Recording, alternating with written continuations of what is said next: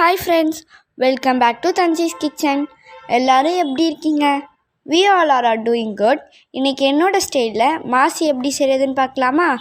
வாங்க வீடியோக்குள்ளே போகலாம்.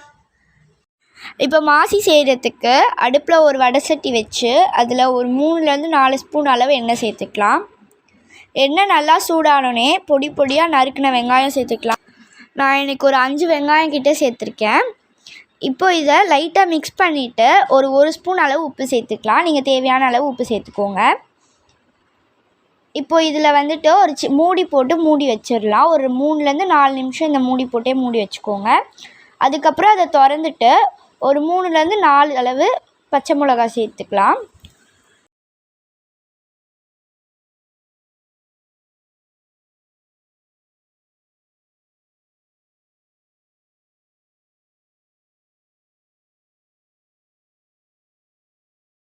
இப்போ வெங்காயம் நல்லா வதங்கி அதிலேருந்து தண்ணி வர ஸ்டார்ட் ஆகிடுச்சு. இப்போ இதில் ஒரு 5 தக்காளி சேர்த்துருக்கேன்.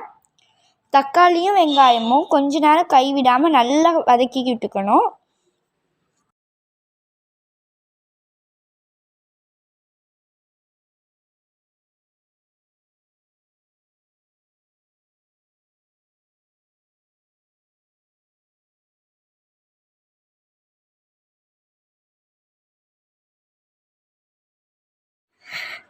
இப்போது நம்ம வெங்காயமும் தக்காளியும் நல்லா வதங்கி வந்துடுச்சு.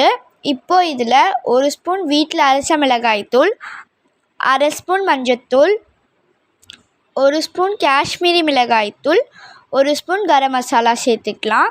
இதை நல்லா மிக்ஸ் பண்ணி விட்டுட்டு உங்களுக்கு தேவையான அளவு மாசி சேர்த்துக்கோங்க. நான் இன்றைக்கி ஒரு 2 ஸ்பூன் அளவு மாசி சேர்த்துருக்கேன்.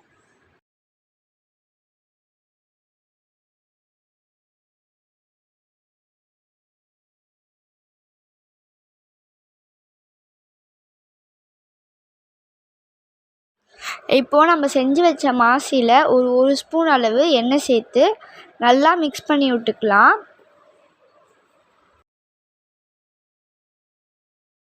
அவ்வளோதான், நம்மளோட டேஸ்டியான மாசி ரெடி ஆகிடுச்சு. உங்கள் வீட்டில் இருக்கிறவங்க எல்லாருக்கும் செஞ்சு கொடுத்து அசத்துங்க. என்னோடய சேனலை ஃபஸ்ட் டைம் பார்க்குறீங்கன்னா சப்ஸ்கிரைப் பண்ணி பக்கத்தில் இருக்கிற பெல் ஐக்கானை கிளிக் பண்ணி அந்த லைக்கு கொஞ்சம் தட்டி விட்டுட்டு உங்கள் ஃப்ரெண்ட்ஸ் அண்ட் ஃபேமிலிக்கு ஷேர் பண்ணுங்கள். தேங்க்ஸ் ஃபார் வாட்சிங்.